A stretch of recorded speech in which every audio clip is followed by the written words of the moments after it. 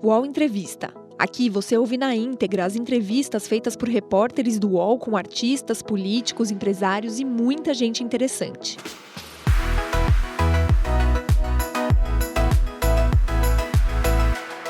Nós hoje vamos conversar com Raul Jungmann, ex-ministro da Defesa, ex-ministro da Segurança Pública. Ministro, muito obrigado por atender o nosso convite. Eu começaria por lhe perguntar sobre o caso Marielle. O senhor, como ministro da Segurança, acompanhou boa parte das investigações. Estamos aí completando 1 ano e 8 meses da execução da vereadora do PSOL. O senhor ainda tem confiança de que vai chegar a bom termo nessa investigação? Vamos chegar a uma conclusão sobre executores e mandantes ou não? Josias, quanto mais distante, do crime, quanto mais distante no tempo, mais difícil é a sua elucidação.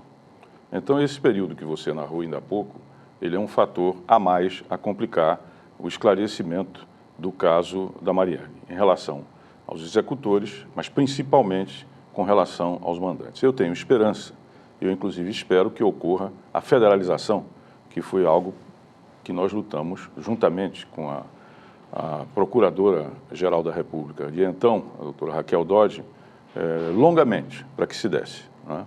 Mas, infelizmente, isso não foi possível até aqui. Olha, formalmente, a doutora Raquel Dodge só requereu ao STJ a federalização nos últimos dias da sua gestão. Demorou? Olha, sim e não. Se você olhar apenas pelo critério de tempo, demorou. Mas no que diz respeito à vontade dela de fazer essa federalização, ela vem no primeiro dia. Eu estava com a doutora Raquel Dodge no dia seguinte ao assassinato de Marielle e o motorista Anderson, no Rio de Janeiro, quando ela tomou a medida de realizar estudos para o deslocamento de competência, ou seja, a federalização. Isso foi rejeitado no Conselho Nacional do Ministério Público pelo Ministério Público do Rio de Janeiro, alegando que isso feria a autonomia administrativa do Ministério Público e do Estado do Rio de Janeiro. Então foi uma primeira tentativa que foi barrada pelo Rio de Janeiro, através do seu Ministério Público.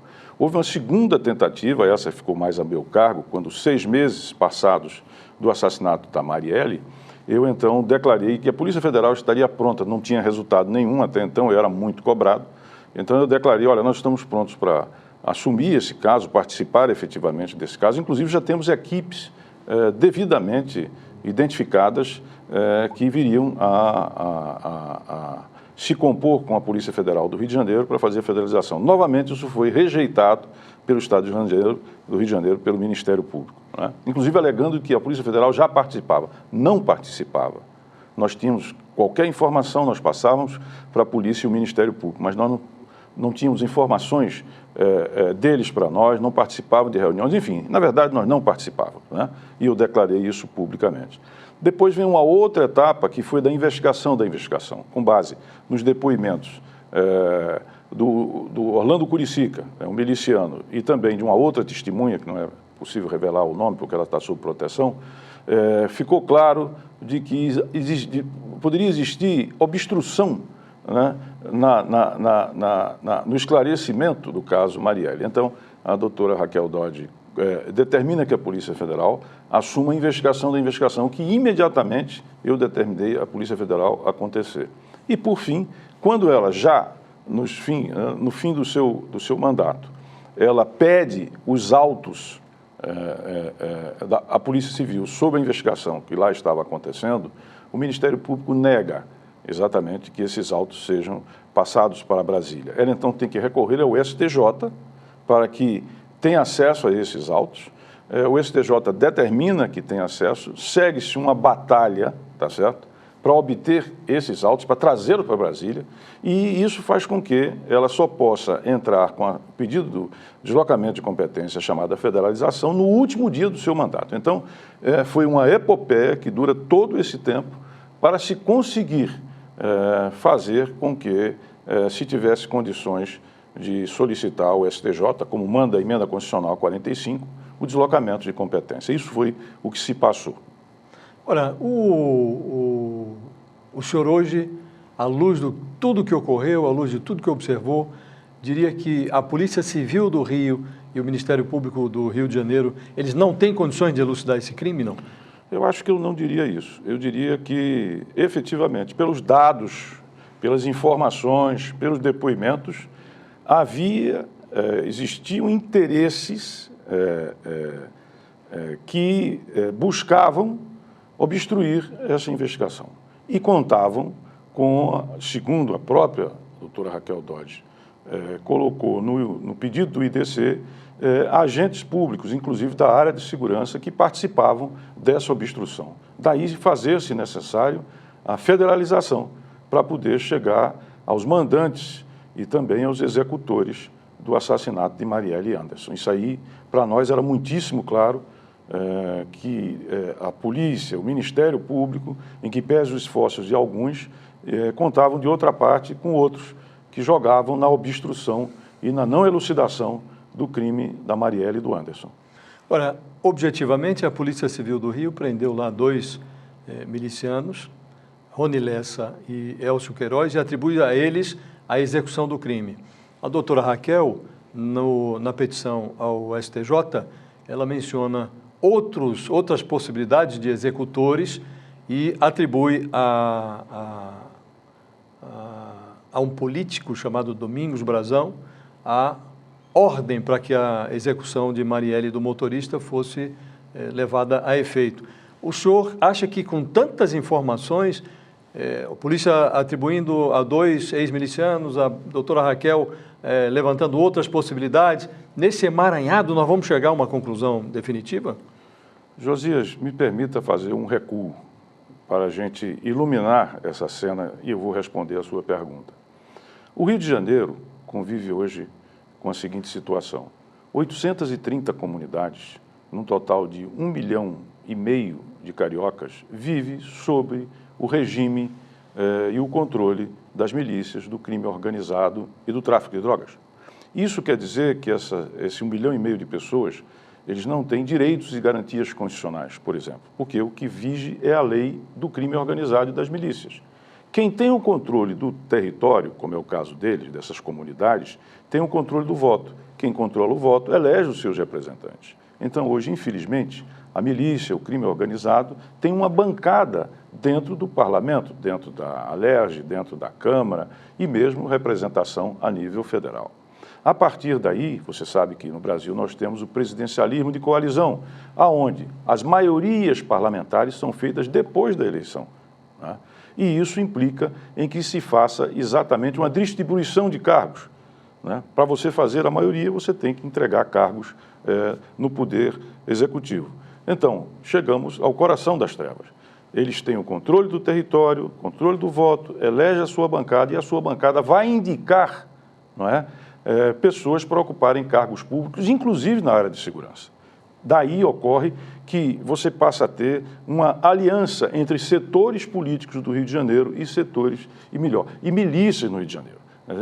Ou seja, há uma imbricação, há uma, digamos assim, um acordo mútuo entre política e milícia no Rio de Janeiro. Evidentemente que não toda a política, muito pelo contrário, né? Mas só é possível você constatar o crescimento da milícia, como não existe em nenhum outro lugar do país, no Rio de Janeiro, com cobertura política. Então, essas 830 comunidades, né, esse 1,5 milhão que vivem aí sequestrados pela milícia e o crime organizado, isso só foi possível com a cobertura política. E essa cobertura política, ela se espraia pelos outros órgãos no Rio de Janeiro, gerando aquilo que eu chamo de metástase. Então, o fato é que a doutora Raquel, com base nisso e nas informações colhidas pela Polícia Federal, ela faz, então, essa denúncia. Ela tem a base dela, ela tem a análise dela, que eu não cheguei a acessar, né? Já não era mais ministro. Mas, de fato, é algo que precisa ser investigado. E a melhor forma de fazê-lo é através da federalização. Os podcasts do UOL estão disponíveis em todas as plataformas. Você pode ver a lista desses programas em uol.com.br/podcasts. Recebe salário, faz transferência, pagamento, recarga de celular e até empréstimo, tudo sem taxa. PagBank, a sua conta grátis do PagSeguro. Baixe já o app e abra sua conta em 3 minutos. Como o senhor recebeu a notícia de que, no dia do crime, um dos acusados, Elcio Queiroz, vai a um condomínio para visitar o outro acusado, Rony Lessa. Nesse condomínio, o porteiro registra no livro de entrada a casa número 58, que é a casa do presidente da República, Jair Bolsonaro, como se o suspeito fosse a casa do presidente. E em 2 depoimentos à polícia, esse porteiro diz ter recebido autorização de um suposto senhor Jair para que entrasse no condomínio. Depois se verificou que o presidente Jair Bolsonaro, naquele dia, estava em Brasília. Este porteiro, na cena da investigação de Marielle, é um complicador? Como recebeu essa notícia? Recebi a notícia, como você disse, isso é um complicador, porque todo o processo passa a ser atravessado, tá certo? Por outros aspectos, no caso aí efetivamente políticos, né, e grande impacto, o que só tende a dificultar todo o processo de esclarecimento daquilo que se passou, não é? Então, o que eu espero é que, de fato, se tenha, vamos dizer assim, um depoimento terminativo, um depoimento que venha a, digamos assim, limpar essas questões que foram aí levantadas por parte do porteiro. Isso tem que efetivamente existir. Mas veja, levou-se alguns meses para fazer, para que se tivesse a perícia do que aconteceu na portaria nesse dia.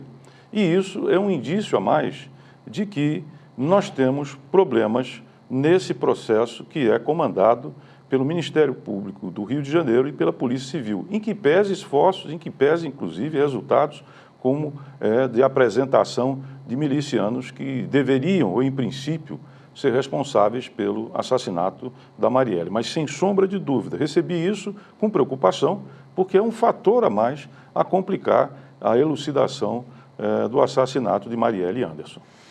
O fato de o presidente ser vizinho de um miliciano suspeito de executar a Marielle, o filho do presidente Flávio Bolsonaro homenageou milicianos na Assembleia Legislativa do Rio de Janeiro.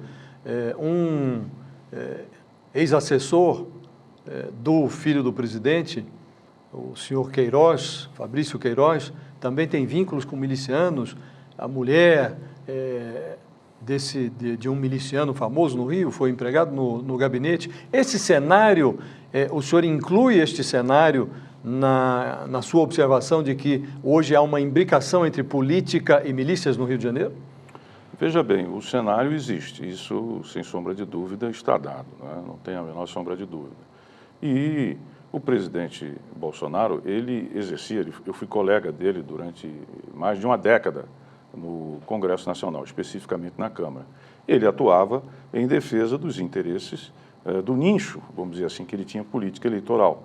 No caso, era as polícias e militares. Então, daí não é possível você deduzir, não é, uma implicação do presidente, do seu gabinete, ou seja o que for, porque isso ele tinha desde antes, e isso era exatamente a base eleitoral dele, não é? Agora, como tudo, a gente tem que procurar efetivamente fazer e levar essa investigação a bom termo. E é por isso que eu defendo a federalização desde o dia seguinte ao assassinato de Marielle e Anderson. Porque eu entendo, e já disse isso mais de uma vez, que no Rio de Janeiro a milícia, o crime organizado, capturou órgãos ou parte de órgãos dentro, capturou e tem algum controle, ou o controle de fato desses órgãos. Então, dentro do Rio de Janeiro, o ambiente, essa situação que eu aqui descrevi, não favorece aqui um crime como esse. E existindo alianças entre políticos e milícias, ele vem a ser devidamente e definitivamente esclarecido. Acha que sem a federalização esse crime pode ficar sem elucidação? Eu não posso responder, Josias, terminativamente, mas acho muito difícil por tudo que transcorreu até aqui, por tudo que houve até aqui. Ainda ontem, o UOL noticiava que uma gravação feita pela equipe do delegado Almada, que era o responsável pela investigação, flagrou um diálogo entre Siciliano, vereador, e um miliciano, onde esse miliciano aponta que o ex-chefe da Polícia Civil teria recebido, não sabemos se sim ou se não, dinheiro para obstruir o processo de investigação. Então, esse é um processo eivado, tá certo? De dúvidas, de questionamentos, e é importante dizer também, muito tempo decorrido do assassinato até agora, sem que você consiga chegar efetivamente aos mandantes dessa questão. Como você disse, já vai 1 ano e 8 meses aproximadamente, tempo mais do que suficiente, em que pese a complexidade dessa questão, para ser elucidado, né? E não por acaso a doutora Raquel Dodge entendeu, a partir dos depoimentos colhidos, de que teríamos que fazer uma investigação da investigação. Isso é muito sério, porque existiam indícios colhidos, né, de que, de fato, existiria uma obstrução praticada por agentes públicos. E por isso mesmo é que eu acredito que a federalização se fez e se faz necessária. Receia que esse porteiro que agora surgiu na investigação seja um personagem plantado para dificultar a investigação ou não?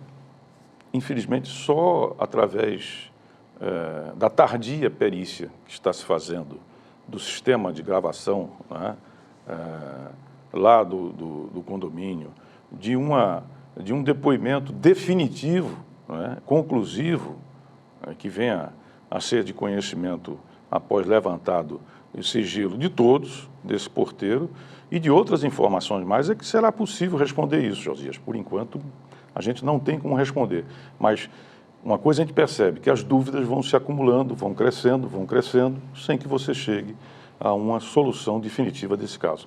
De 0 a 10, ministro, que percentual o senhor atribuiria, ou que nota o senhor atribuiria a essa investigação e a chance de se concluir? Eu queria ter uma noção do seu grau de otimismo ou pessimismo em relação a esse caso e a possibilidade... Na melhor das hipóteses, uma nota 5. Na melhor das hipóteses, sendo otimista. Eu diria que nós temos a continuar do jeito que está. Eu acho que nota 5, talvez até aqui, apelando para o otimismo e o desejo de ver resolvida essa questão. A investigação da investigação que a Polícia Federal realizou também não elucidou, também não trouxe elementos, trouxe mais suspeitas e tal, mas da onde vem o seu otimismo de que a Polícia Federal poderia elucidar esse caso? A investigação da investigação não podia entrar exatamente no caso de quem executou e quem mandou Marielle. Não poderia, tá certo? Ela tem um objetivo definido. Caberia a ela perquerir, investigar se existia obstrução e, se existindo obstrução, quem a fazia. E isso ela chegou a bom termo. Eu acho que ela apontou claramente a existência de obstrução, o fato de que um delegado da Polícia Federal, não é, juntamente com uma testemunha, tentou desviar totalmente a questão do curso das investigações, tá certo? Lá dentro existente, e outras questões mais como essa que eu referi ainda há pouco, a notícia do UOL, a respeito de uma propina que teria, segundo um miliciano em conversa com o vereador siciliano, sido dado ao então chefe da Polícia Civil no Rio de Janeiro, né? Coisas que evidentemente precisam ser comprovadas. Mas eu acredito que sim, ela chegou a bom termo e possibilitou aquilo que era de fato o que se buscava, sobretudo, tá certo? Diante da obstrução, a federalização, o requerimento à federalização que se encontra nas mãos da ministra Laurita Vaz, que eu espero ainda em 2019 venha a exarar uma decisão. E a minha torcida é que seja pela federalização deste caso. Caso contrário, eu acho muito difícil que se chegue aos mandantes do caso, do crime da Marielle e do Anderson. Houve mudança no governo do Rio de Janeiro, houve mudança no governo federal. O senhor avalia que este quadro, que o senhor traça como um quadro de metástase a contaminar o poder político e o poder policial no Rio de Janeiro, houve alteração nesse quadro? Eu não tenho informação, Josias, sobre isso, mas o que eu tenho dito é que quando se dá à polícia a licença para matar, como parece ser a política, não é, de segurança no Rio de Janeiro, não apenas isso, mas essa licença para matar, você corrompe a polícia. Você corrompe primeiro moralmente e depois eticamente. O senhor fala da política do tiro na cabecinha do governador Essas Witzel? Coisas do tipo que vamos enfrentar, vamos matar e tal, etc. Eu não desconheço a realidade e a violência no Rio de Janeiro. Mas o que eu chamo a atenção é que se a polícia recebe uma licença para matar, ela vai negociar quem vai viver e quem não vai viver, tá certo?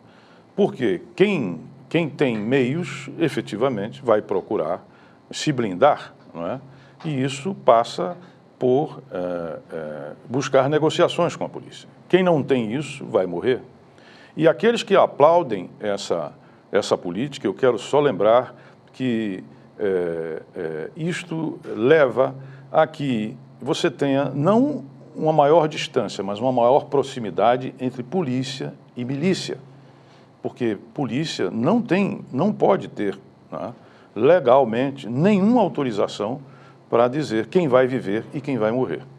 Então, essa coisa da licença para matar, ela, na verdade, mata um ideal de polícia, uma polícia que exerça a força proporcional, uma polícia que guarde a população, que defenda a população, que proteja a população, e não uma polícia que, a exemplo de uma milícia, passa a ter licença para matar, né? Exemplo disso, boa parte dessas mortes que nós tivemos em comunidades dos chamados bandidos, nenhum deles era líder de facção criminosa, nenhum deles era líder de milícia, nenhum deles era líder de crime organizado.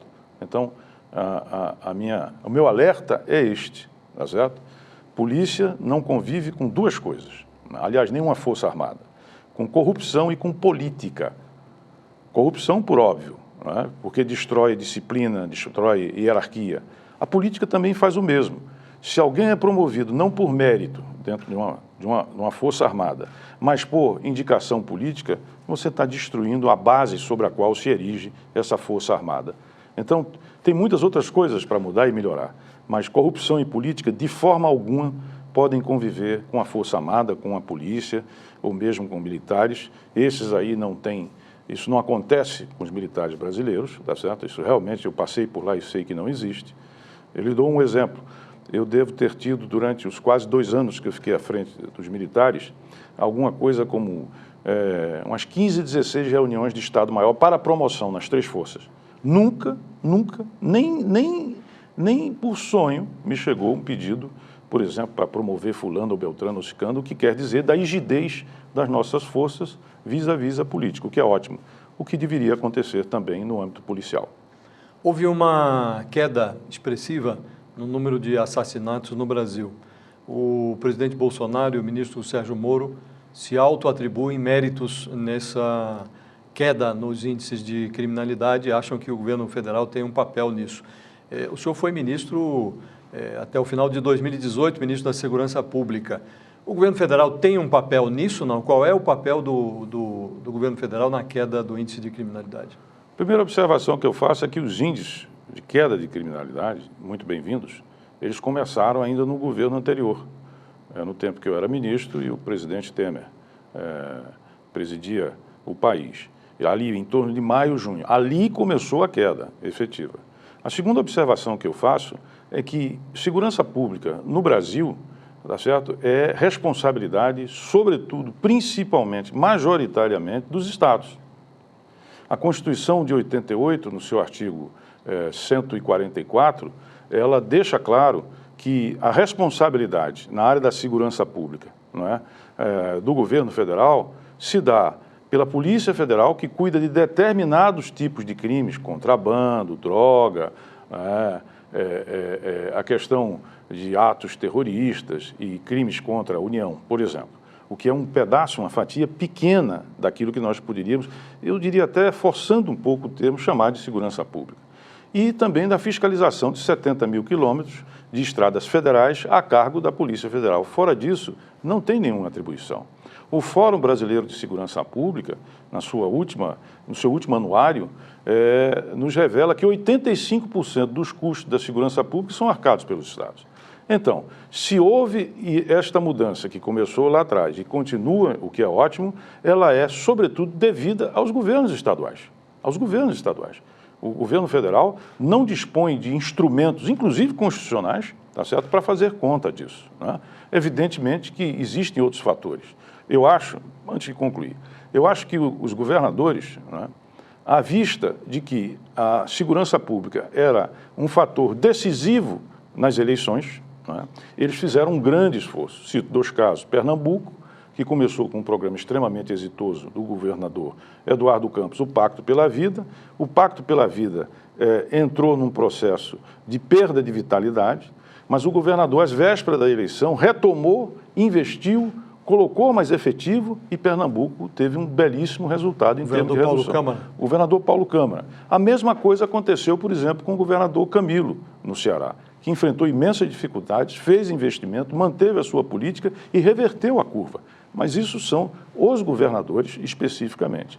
É claro que ajuda, por exemplo, o fato de que você teve centros de inteligência que foram criados país afora durante os grandes eventos, Copa do Mundo, Jornada da Juventude, Olimpíadas, né? Houve uma melhor integração. Ajuda também o fato de que conseguiu se debelar aquela crise entre facções de 2017, aqueles massacres no Anísio, Jobim, lá em Manaus, no Alcaçuz, aqui no Rio Grande do Norte. Isso também ajudou a reduzir, porque a violência não acontecia só lá dentro, acontecia lá fora. Tem até os que dizem o fator demográfico, porque a violência, infelizmente, ela é muito mais incidente na juventude, de 15 a 24 anos. E o fato de que demograficamente nós estamos ficando mais velhos e tendo menos jovens nessa idade também ajuda. Tudo bem.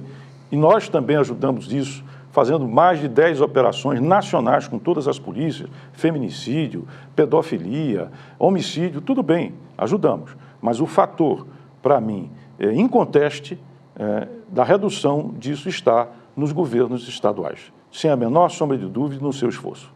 Agora, então, ministro, pelo que o senhor está dizendo, o senhor fala de um arrefecimento na briga entre as facções, fala na atuação dos governadores estaduais, fala em fatores demográficos. Então, quando o governo federal reivindica méritos sobre essa queda nos índices de criminalidade, sobretudo o ministro Sérgio Moro, há uma desonestidade intelectual nisso, não?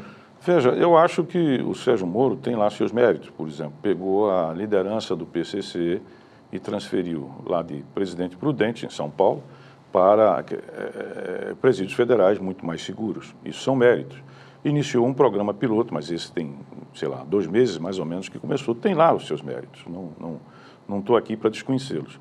Mas ao meu juízo e entendimento, não tem como não ser os estados. Eu repito, tá certo? Eu repito. Não tem como. Por quê? Porque constitucionalmente são eles os responsáveis. É a Polícia Civil e a Polícia Militar que cuidam dos crimes. Violência, latrocínio, assassinato, tudo isso que está aí, são eles que contam. Não é? E em que pese, por exemplo, nós termos criado o SUS, Sistema Único de Segurança Pública, tá certo? Termos colocado dinheiro das loterias para o combate ao crime, termos criado o Pró-Segurança com o BNDES, com 40 bilhões e tal, mas eram programas eram programas fundamentais, estruturantes, mas que iniciavam a sua caminhada. Então, eu não posso dizer, olha, fomos nós. Não, eu não diria isso, tá certo? Pode ser que o ministro tenha lá as suas razões e os seus motivos. E até é compreensível que diga, olha, nós temos essa queda. Mas, de fato, e isso não apenas sou eu que digo, são especialistas, estudiosos, de que os governos estaduais são grandes responsáveis. Até porque foi uma surpresa. Vamos falar, francamente, foi uma surpresa essa queda. Ninguém esperava, foi uma enorme surpresa, foi todo mundo correr atrás para procurar ver efetivamente como isso se deu. E eu não tenho qualquer dúvida que o fator preponderante para isso, né, eu diria assim, o fator decisivo para essa queda foi os governos estaduais próximos das eleições estaduais, que eles sabiam que seriam julgados, dentre outros fatores, mas preferencialmente pela sua resposta à segurança, pela queda da violência. Se o senhor continuasse no Ministério, fosse hoje, hipoteticamente, ministro da Segurança, o senhor teria coragem de dizer, olha, somos nós os responsáveis pela queda nos índices de criminalidade? Eu efetivamente registraria e celebraria a queda, tá certo? Procuraria dizer que, enfim, como demos uma contribuição, mas essa contribuição, ela é secundária e, para mim, sem a menor sombra de dúvida, repito, a responsabilidade por isso são dos governos estaduais. Então, eu não chamaria para mim essa responsabilidade, embora entenda que, e eu também o faria, celebraria, tá certo? Registraria e procuraria de todas as formas ajudar os governos estaduais para que essa queda fosse sustentável. Porque mesmo com a queda que nós tivemos, que é excepcional, sem sombra de dúvida, porque nós temos, para você ter uma ideia, nós temos algo como 2% 2% da população mundial, né? Mas 11% dos crimes cometidos globalmente, né? Então, isso dá uma ideia de quão nós somos violentos e quão nós temos uma epidemia, por assim dizer, em termos de assassinatos, de homicídios. Então, há tudo que comemorar, mas, sem sombra de dúvida, há que se atribuir a principal responsabilidade aos estados, indubitavelmente. O senhor acha que esses índices eles estão consolidados? Essa queda tende a se perenizar no tempo ou nós podemos ter um recuo? Não é consolidado. Não é consolidado porque você não sabe até onde vai o elástico orçamentário e o esforço a ser feito pelos estados, tá certo? Os estados têm 3, por assim dizer, grandes centros de custos que estão relacionados à saúde, à educação e à segurança. São setores sociais que têm um custo muito elevado. E como nós sabemos, os estados vivem uma situação de precariedade, não é, fiscal muito grande. Então, esse esforço, eu espero que ele continue e acho que o governo federal deve, de todas as maneiras, procurar contribuir, tá certo? Com isso. Mas eu não posso dizer, não tenho base para dizer que eles estão consolidados e são irreversíveis. Torço, tá certo? Que continue. Precisamos ainda, que ainda é elevadíssimo, mas como não foi uma coisa planejada, Josias, isso não foi uma coisa planejada, isso não foi uma coisa assim que você estabeleceu metas, em que você estabeleceu, alocou recursos suficientes, tem recursos, claro, e novos recursos foram colocados, mas isso, de fato, se tivesse isso anteriormente, se tivéssemos condições, o SUSP já existisse anteriormente, agora não, tem um SUSP. Você pode colaborar muito na construção, porque, para você ter uma ideia, o Brasil nunca teve, constitucionalmente, nunca houve responsabilidade do governo central com segurança pública. Desde a primeira carta de 1824 até a 7ª e última de 1988, nunca, eu estudei essas cartas, né? A União teve responsabilidades com segurança pública, elas sempre foram antigamente das províncias, hoje do Estado, o que só reforça a minha conclusão de que essa queda se deve, sobretudo, aos estados. Ministro, o senhor comandou o Ministério da Defesa no governo de Michel Temer, conhece profundamente o meio militar, mantém contatos ainda com os militares. No governo de Jair Bolsonaro, os militares foram guindados a postos de relevo na administração pública, postos normalmente atribuídos a civis. E 6 generais já foram desalojados desses postos, foram exonerados. A seu juízo, a incorporação de oficiais das Forças Armadas em postos de relevo na administração pública, isso faz bem às Forças Armadas ou isso é ruim para as Forças Armadas? E como acha que funciona a forma como o Bolsonaro tem tratado os oficiais que ele alocou no governo federal? Bom, primeiro, o presidente Bolsonaro, ele era muito focado, né, na sua atuação parlamentar e nas suas articulações, né, junto a militares e polícias.